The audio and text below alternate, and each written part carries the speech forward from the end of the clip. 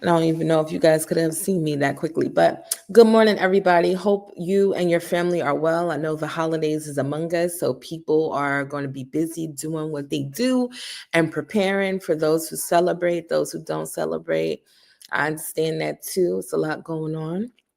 Anyway, I wanted to talk about the letter of intent. I've seen throughout the homeschool group, some people had questions, and I think the value of doing this is there so that people can feel comfortable and confident, and you can literally just copy what I have. But you should also look to see what your state is actually asking for too. But I'm going over a generic one, and I have created a course for parents to learn about homeschooling, all of the things. And I mean, it's a very deep, intricate 8 module course. However, it's thorough, right? The educator in me can't help but be thorough with all of the details, just to make sure everyone is clear. But just to go over this really quickly, um, your letter of intent, I don't know if you guys can see it, if I can zoom in a little better. It's basically going to state your name, home address, city, state, all that stuff. Then you need to get the name of your school district and superintendent, their address, so forth. In this little template here, you're going to put, Dear so and so, I'm writing to formally notify the name of the school district of my intent to homeschool my children in accordance with the state homeschooling laws. You list your name, your children's names, their date of birth, and then you can add in here, I plan to begin homeschooling on blank date for the blank blank school year. My instruction will take place at the above home address or at locations of my choosing that support my child's learning. So, people who are doing co-op spaces, the library, whatever it is, that's on you. But I would definitely just keep it to your home address, because more than likely you're going to be at home most of the time.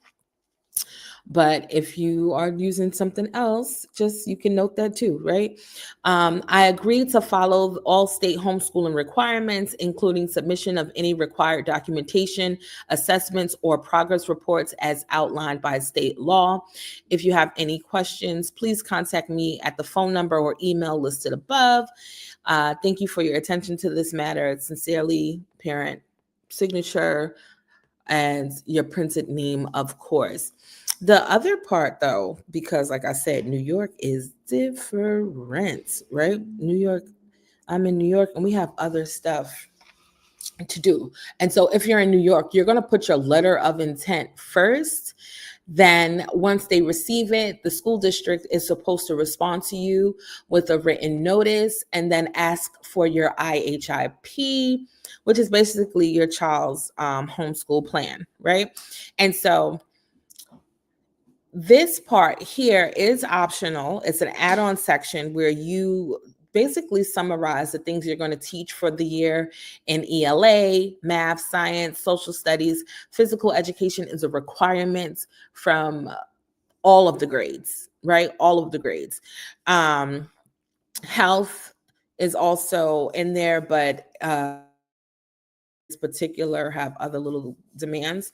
And so again, this is going to vary by state. So please make sure you do your due diligence and always research in the state. I wanted to do every state, but that's a lot of work, girl. And y'all know I got 2 little ones.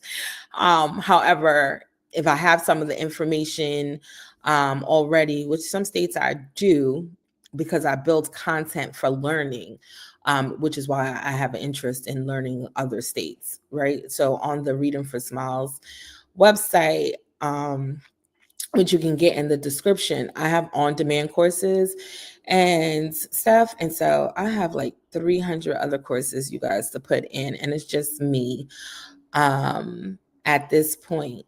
But I will be gradually growing that base.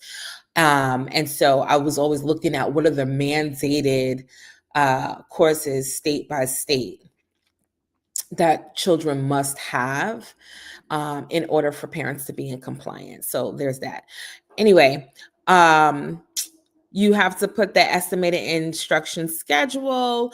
And also, if you're in New York, you're keeping a track of how long you are spending time on the particular content areas, right? So there's certain hours that are required, and you want to make sure you stay in compliance, just because, yeah, who needs an extra headache? And while I know some people are like, sometimes they're not even checking, that is also true. However, I'm going to say you cover yourself, right? You cover yourself and you make sure you have the information so that if asked, if ever needed, you got it and it's done and you don't have to think about it. Another thing I actually just was saying to a parent in a group, while New York is rigorous with their demands, is also when it comes to trying to get your child in a college, right? If your child decides they want to go to college and stuff, and that's the route that they're taking, you want that information to as proof that the child had did all of this coursework in these areas, just so that there's no funny business. Each college and university has their own rules of what they're willing to accept and look at. But again, until your child reaches that point, I would keep all of the documentation, and make sure that it is comprehensible to what they're looking for, and where you can explain what was taught, learned, etc., and for how long, to help with the admission process. So that's just my 2 cents on the matter. Also, I will say, if you are in New York State, please just do yourself the due diligence. There's a lot of information here. I stay on this page just in case they be trying to change something up. But you can go to NYSED and find out all the things you need to know about home instruction. Obviously, if you are also in New York City, for us, back and forth, right? I got both little areas. New York City always has its own set of rules, so please get familiar with what New York City is looking for, but it's usually always in alignment to what the state is looking for. I just want to put that out there, because some people will be like, oh, I live in Brooklyn, how does this work? Or I live in Albany, so how does that look? And sometimes it's not the same. We may all be in the same state, but the different districts and the locale. Remember, New York City has its own Department of Education still currently. I know they want to bring it back into the umbrella of New York State, but until that happens, follow the rules for your location. And that's really it, because I wasn't going to go too deep, but always come to this page to look for anything in New York. Yes, your kids can have a tutor. Yes, your children can receive certain things from the school district that you're in if you put in a request and people are being nice. You like the way I put that, right? If people are being nice, there's still some things that you guys can actually get. So see, like, may students instructed at home be allowed to use school facilities such as the library, career information center, and gymnasium? The answer is yes. Students may be allowed to use such facilities provided that there is mutual agreement on the part of all involved parties. So that's why I said that. For those who asked, I did see someone else talk about the vaccination requirements. If your child is home, you don't need to worry about that. However, if you are going to have them involved in some of the school activities, they can press you for it. So that is the heads up I'm giving in this video for that.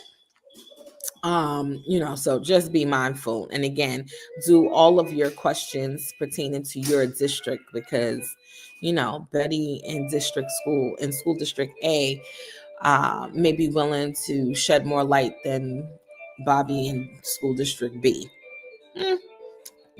People be having the personalities, child, so just be prepared.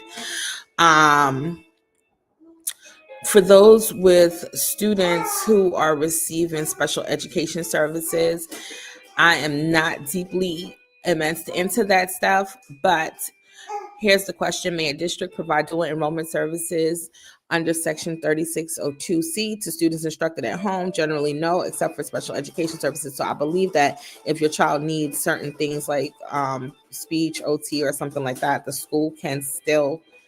the district, sorry, not the school, the district can still point you in the right direction on how to obtain those services. So, again, please double check with your specific district. But as far as for the letter, this is pretty much generic and should get you through all of the states for the most part. I'll go back to sharing the letter. I already did a video on the IHIP, so you can go back and check that. Also, I have the Ultimate Homeschool Planner, which has all of the trackers that you can even think of. And really, it was with my mindset built in New York City, because we have other things that students of ours are required more so than in upstate New York or other areas. Like our students in New York City are required to do volunteer hours and stuff, right? And so I even have a tracker for that.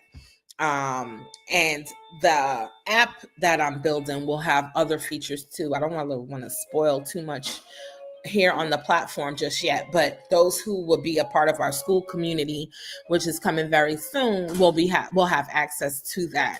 So just trying to put all the things together that's going to help all of us homeschool moms get clarity, be confident, and of course support our children the best way that we can.